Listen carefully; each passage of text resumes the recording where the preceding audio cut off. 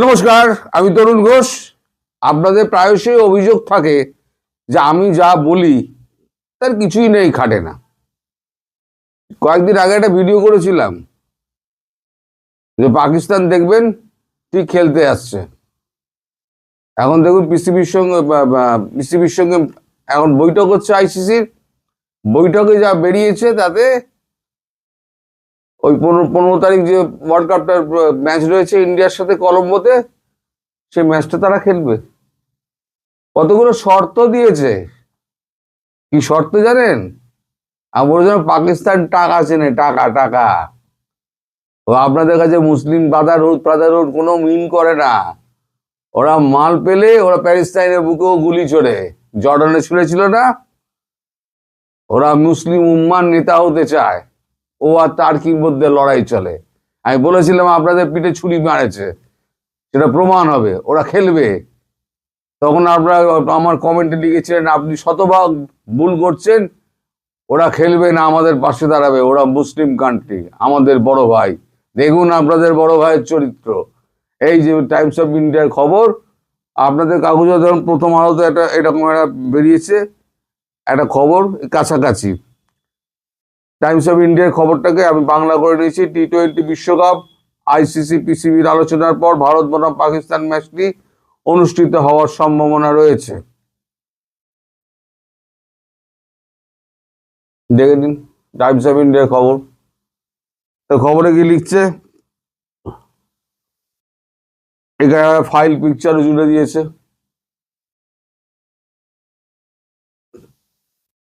নয়াদিল্লি, আন্তর্জাতিক cricket council PCB, এই ICC এবং Pakistan cricket board PCB 15 November কলম্বোতে চিরপ্রতিদ্বন্দ্বী ভারত এবং পাকিস্তানের মধ্যে টি-20 বিশ্বকাপের ম্যাচটির সিদ্ধান্ত নেওয়ার কাছাকাছি পৌঁছেছে বলে টাইমস অফ ইন্ডিয়া জানাচ্ছে।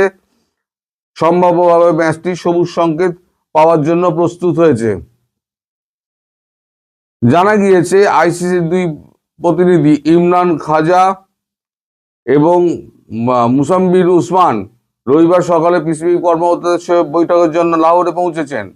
টাইমস অফ ইন্ডিয়া .com শনিবার জানিয়েছে যে 15 ফেব্রুয়ারি কলম্বোতে ভারতের বিপক্ষে টি-20 বিশ্বকাপের খেলা বয়কটের সিদ্ধান্ত নেওয়ার অবশেষে পিসিবি আইসিসির মধ্যে আলোচনা শুরু হয়েছে এবং সেটা ফলপ্রসূ হওয়ার পথে।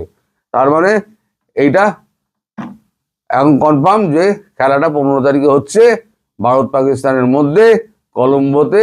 বাংলাদেশকে ল্যাং মারার পর নিজেদের জায়গা থেকে আউট, বাংলাদেশের তো একটা প্রতিদ্বন্দ্বী, তা বাংলাদেশকে ল্যাং মেরে আউট করে দিয়ে নিজেরা খেলতে চলেছে। এবার শর্ত শুনুন, এখন ফ্ল্যাশ দিচ্ছে টিভিতে এখন এনডিটিভি ফ্ল্যাশ দিচ্ছে। দেখে আমি খবরটা করতে বসলাম। সেটা হচ্ছে ওরা বলেছে আইসিসির প্রাইজ মানি বাড়াতে হয় পাকিস্তানকে। যে যাকে যা দাও আমার দেখার দরকার নেই, পাকিস্তানকে বেশি টাকা দিতে হবে আইসিসির প্রাইজ মানি।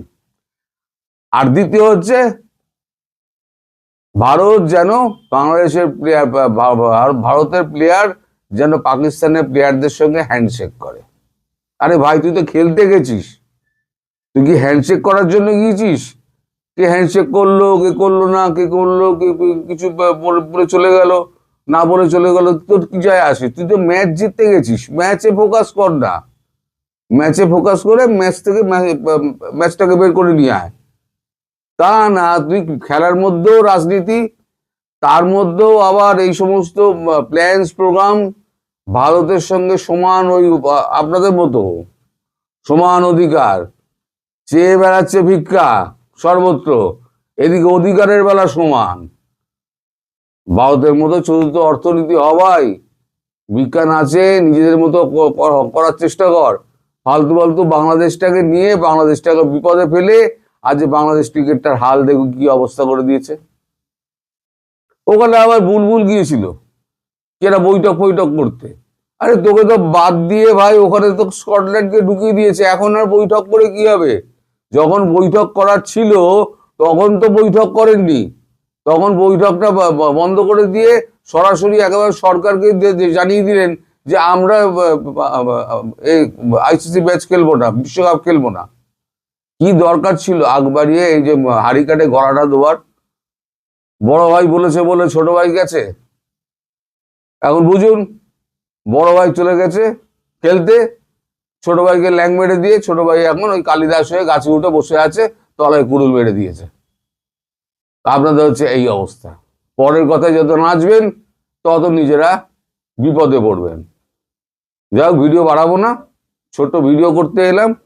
সবাই ভালো থাকবেন, সুস্থ থাকবেন, সাবধানে থাকবেন এবং 15 তারিখে ভারত পাকিস্তানের খেলাটা কলম্বোতে উপভোগ করবেন বলে আমি আশা করছি। সবাই সুস্থ থাকবেন, ধন্যবাদ।